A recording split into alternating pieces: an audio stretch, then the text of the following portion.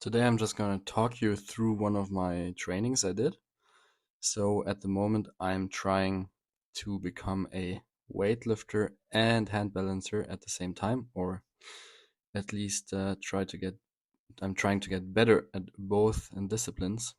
Actually, I'm not only doing those two disciplines, but I'm also playing table tennis in a team in a pretty high league where the competition is also pretty strong. And what else do I do? I do some juggling. I also do tricking, which is very, very difficult for me to learn. But let's focus on today's training session. So, of course, there's a warm up before I do hand balancing. I'm trying to get my hips warm, and I always, in the beginning, I like to move into different positions. I don't like staying in a position for too long, at least at the beginning. I like longer stretches more at the end of my warm up or maybe at the end of the workout. But at the beginning, I'm just trying to move around a lot and I really focus on my weaknesses. So, what I did before was I was leaning back on my knees to stretch my quads because they are very, very tight. Here, for example, I'm working on my shoulder mobility. My shoulders are also very tight, and I have quite some difficulties opening them up in the handstand, which is very important. I'm also going to go over some technical details in the handstand later, so be ready for that. And yeah, so here I'm going back into that position where I stretch my quads, and I'm having a very hard time getting into the position. You can see my knees are already lifting up, and my back is already in a arched position because my quads cannot cannot handle all the mobility, so my lower back has to compensate. Here I'm doing some rotation, trying to focus on internal rotation, which is very bad actually. There's a very, very easy test you can do to check if how your internal rotation is. Here I'm lifting up my foot, which is more of an active position. Like I always try to do some active and then some passive stretches. Well, an active stretch is not actually a stretch, but some active exercises, some passive stretches. Yeah, just moving through the range. Like you can also do the rotation of your hip in different positions. You can do it with flexed hips. You can do it with more extended hip. So right now I'm reaching back with my foot. So that is a more extended position in the hip. I'm just trying to get some variation in. And then that is called the pancake, when you're able to fully fold down your upper body and lay on the floor. You can see I'm also lacking there quite a bit. I always measure how far I can get down with my fists. If I stack both fists, if I can touch them with my head or not. Um, Here I'm doing some external rotation. The pigeon stretch also helps me a lot to loosen up my hips. And like I said, I'm trying to do a lot of rotation before I do abduction, like the side split or like front split exercises. And I also think there's quite a negative influence if you do a lot of strength training for your flexibility. I know some people or a lot of coaches say that it does not matter and that you can attain both. But in my experience, it makes it a lot harder to stay flexible when you do a lot of strength training. I think maybe everybody's a bit different. Maybe I also really haven't figured out the best approach to flexibility yet. Maybe I'm doing it too often or too intense or not intense enough. I'm not 100% sure. But I'm getting to know my body better with each training session I do. So I guess I'll figure it out. And my mobility has improved quite a bit if you look back over the last years. So here, that's a test you can perform to see how your external and internal rotation is. When the foot goes outside, that's actually called internal rotation because your hip is internally rotating. And a normal, it would be normal if you can get 45 degrees. So for me, I can get about 45 degrees external rotation, but I can get much less with internal rotation. So I'm trying to do a lot of internal rotation. This is a great stretch as well. Here I'm mixing it up with spreading my legs and closing them again, trying to keep the knees straight. It's also sometimes, especially after I wake up, I can feel that stretch extremely in my back, which is also very nice. But I need some time to get into it. And yeah, so the abduction that I'm doing here is especially important for handstands, which I'll do very shortly. Since in the handstand, I'm working on one arm handstands, and there it is the further you can go into a side split position with your hips, the easier it is to balance the one arm handstand. I also like to do lunges for hip extension. That also makes my hip feel way nicer, way healthier. If the hip flexors are very tight, it can also lead to a bad posture. It can lead to the pelvis tilting forward, and that causes an arched back. And I do struggle with that problem as well. So I think I should do even more hip extension exercises like lunge, or stay in that position for a longer period of time. Then this one is a very nice drill as well. So I'm going into a pancake. It's very nice because it combines different aspects of flexibility. So you improve your hip flexibility with that exercise, but you're also working on your shoulder flexibility. So those exercises also just save time if you're working on two joints simultaneously. I'm trying to push my chest forward here. I'm trying to keep my knees locked and my toes pointed, and I'm pulling the band behind me as hard as I can. And in between, I'll just let myself being pulled forward by the band.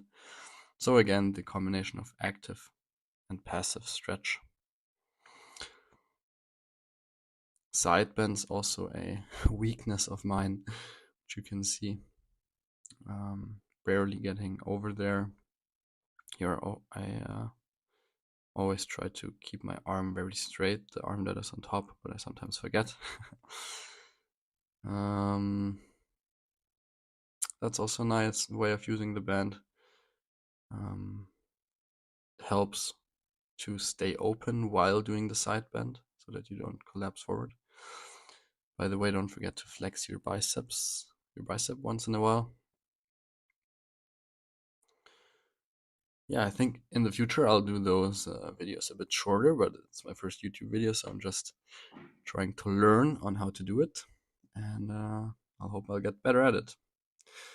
So I really hope that we're moving to handstands very soon.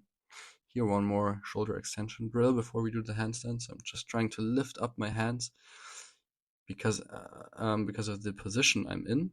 I cannot cheat by extending my spine, so really all of the flexibility has to come from the shoulders. That makes it also very, very difficult, of course. And it's very nice to move from the hands being in front to the hands being at the side. Here another passive stretch after the active drill. Then, of course, warming up the wrists before we come to the handstands, which is very important. Never neglect that. I've had wrist issues many times before, so always make sure to warm up your wrists. Go on the palm of your hand as well as the back side of your hand. Apply some pressure and really take yourself some time. That was just, yeah, a brief sequence, but I would suggest doing it a bit longer. Here's some external rotation. I need that for my shoulder health. I realized that the strength I have in this exercise is much greater on my right side, and my right side also has no issues with pain. But my left side, I'm experiencing some shoulder issues, some shoulder pain. So I'm trying at the moment to work up the strength, especially in this exercise. I on purpose have some distance between the elbow and the body. But you could do this exercise in different angles, so you can mount the band a bit higher and leave the elbow exactly on your body, or you can lift the elbow even further away from your body and have your elbow at shoulder height, but then of course the band has to come from the bottom, because you always want to pull in the direction or the opposite direction that the band is pulling you, of course. Okay, on to some handstands. No, not yet. Another quick drill where I'm just trying to be in a straight line with my arms overhead. One quick forward fold. Yeah, rotation of the spine. That's also very important for me. If I don't do that, I'm getting very immobile. I think you can also see that in the video that it doesn't look very flexible, very great. So yeah, I need to spend a lot of time here. Okay, the first handstand. Yeah, usually not the best. Fell down again right away, but just kick up again. And looking at the form here, yeah, you can see a slight curve in the lumbar spine, but I think it's pretty straight, so I'm pretty happy. So the warm-up was very worth it. If I don't warm up, the line is a lot worse. So I look like a banana. Oh yeah, and then when I start doing handstands, of course, you need break in between the handstands. That's why you can flex. Or, no, I'm just kidding. You can do other exercises as well. Just in between the handstand sets, because you need the break anyway. So here I did some light bottom up presses, which help stabilize the shoulder. Here I also realized that my right side, which doesn't have any issues, is much stronger than my left side, but only if I keep the kettlebell bottom up. If I turn it the right way, then it's actually my left side is a bit stronger. So that just shows that I have some stability issues in my shoulder, in my left shoulder. So now from doing a normal handstand, I move on to doing some leg movement, which is also quite a nice warm up, of course. And then in between handstands, I also do a lot of hip mobility exercises again, like more passive stretching because I did more active stuff in the beginning and at the warm up. So I'm just trying to relax into the side split and go a bit deeper. And then I try to use that new mobility in the next handstand set and try to get my legs a bit further apart. I think it's very, very crucial that you film yourself if you do handstand training, because how it looks and how it feels is a lot of times very, very different. Here you can see another exercise I did in between, which is a back bend. What I'm focusing on here is not doing all of the movement out of my lumbar spine, even though it looks like all the mobility is coming out of the lumbar spine. It's very natural that the lumbar spine has the most extension capacity, but surely you can get some extension also in your thoracic spine and in your shoulder. Just try to open up as far as you can. It's a very intense stretch. And those that were 2.5 kilos I held in my hand, they make a huge difference. So now you can see I'm starting to do some weight shifts. So I'm preparing for some one-arm handstand stuff, or some one-arm handstands. Using some chalk can also help, because if your hands are sweaty, then balance is very, very hard. By the way, another tip for filming, um, don't always film from the same angle. So I like to film from the side and from the back, um, because it just shows different mistakes. So here on my right side, you can see that I'm actually rotating quite a bit. The foot that's closer to the camera is off to the left. So I also review the handstand after I've done it, so I can look what I did wrong and then correct the exercise, the form. I used to struggle a lot with rotation on my left side, which is actually has gotten way better. I'm almost not rotating anymore on my left side, but now I'm rotating on my right side. But since my right side is way more stable, I have way more control in my hand, and I also have much more tension in my body. Um, I'm still able to hold the right side much better than the left. I'm actually haven't really been able to hold the left at all. So here I'm holding like maybe 4 or 5 seconds, and I had to touch the floor again with my fingertips. So looking at the technique, I'm pleasantly surprised about the side view. Now on to the view from the back. Here are different things that you have to consider. For example, the shoulder has to be stacked on top of the wrists. And on my left side, I'm sometimes struggling and shifting my shoulder a little bit too far outwards. Yeah, getting frustrated here, doing another side split. Handstands are super technical. I'm now training one arm handstands for about 3 years. I still have such a long way to go. Here I'm kind of losing my side bend a bit. So when you initiate the one arm handstand, here you saw it. It first starts with a light side shift in your spine, and I'm always trying to keep that small side bend while I push out of my shoulder and shifting all my weight to one hand. But that is very hard. I sometimes tend to shift the weight back to the middle with my hips again, and that causes my shoulder to go too far to the outside. So it's super technical. I also have the problem that I'm arched in my back a little bit too much. And looking at the shoulder position here, it just doesn't look super stable, which is quite annoying. After a while, I moved on to another shape. Now I'm really struggling with the rotation again. But on my right side, my shoulder is just way more stable. So even though I'm rotating quite a bit, I can still manage a little bit of balancing, which I'm very glad for, since I have put a lot of work into it. And then that's a goal of mine, to do movements with my legs during the one arm handstand, but it's still a far way to go. Here, that one looks actually pretty good on my left side. So I recommend to really focus on something. With each set that you do, have something in mind that you want to do better, than the set you did before. So do a set, review it, so film it, then review it.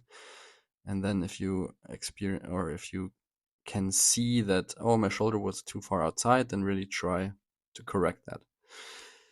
So here I already wanted to put on my weightlifting shoes to start strength training, but then I thought, let's try another handstand. And the form looks so off. But yeah, my back is totally arched, but I think the concentration was gone already, so don't do the sessions too long. Maybe like 2 handstands for 40, 60 minutes, but it depends. It depends on how good you are, how much strength you have, how much concentration you have, if you're used to doing long sessions or not. Okay, so one of the main the main focus for me with weightlifting is getting my legs stronger. So I'm not actually doing weightlifting here. I'm not doing the snatch or the clean and jerk, but I'm just doing some strength training for my legs, since I think my technique in weightlifting is pretty good already, and I don't think I can improve it much more, for sure a bit. But the way for me to lift more weight is, of course, by getting my legs just stronger. So I went up to 105 kilos at the end, and I think I did 4 reps, and they look pretty solid. I'm trying to go into the bottom of the squat very controlled, because I have also been experiencing some very slight knee issues, so I'm just being careful, and going down slower is a bit easier on the knees. Then another leg exercise. I did hamstring curls. So the setup here is pretty good, I think. Doesn't work with shoes, and you need some cushion for your knees, otherwise it's very painful. And yeah, so what you do is you try to keep your hips forward, or don't let them come back too much, and then you just bend at the hips, touch the floor with your head, and then come up again. The further your hips are forward, the harder it gets, and every centimeter makes a lot of difference. So even if your hips are just 3 centimeters more forward, the exercise might be quite a lot harder. Yeah, so don't make it too easy on yourself. Try to keep the hips forward, and try to keep the spine neutral. Don't round, don't arch. You can see at the bottom I'm rounding in my back a little bit, which is not perfect. So I'll have to critique myself here. And then I also did, I think, 2 or 3 upper body exercises, and then that was it for the training. Here I'm doing ring push-ups. By the way, the room you're seeing is my own gym. It's only one small room, but it's in my apartment, so very convenient for training. Yeah, ring push-ups are awesome because of the stabilization. You have to do them very controlled. The movement has to be pretty good, and like I said, with my shoulder issues, it's a very very good exercise. And by the way, um, like I'm telling you all the time that I have some issues, since I'm doing all the rehab stuff and I'm really careful on what I'm doing. My shoulder has been way better the last couple of weeks, and I rarely have any pain anymore. But I'm still very careful. I don't want to, um, yeah, I don't want to have pain in my training. I don't want to make it worse again. But very glad that it's getting so much better. Here I'm doing some rows with 90 kilos. I also like my form quite a bit here. It looks pretty muscular. That's cool. And then I finished with some pull-ups, so a typical drop set. Normal pull-ups are pretty easy for me, so that's why I did some heavy rows before, and then some pull-ups afterwards, just to get some volume in. I don't have any crazy goals for upper body strength anymore, since I can do a one-arm pull-up, I can do some handstand push-ups, so I can do a front lever. So I'm happy with that. I'm just trying to build some muscle, to stay healthy, to keep moving in my upper body. And that was it for the session. Thank you for watching. See you next time.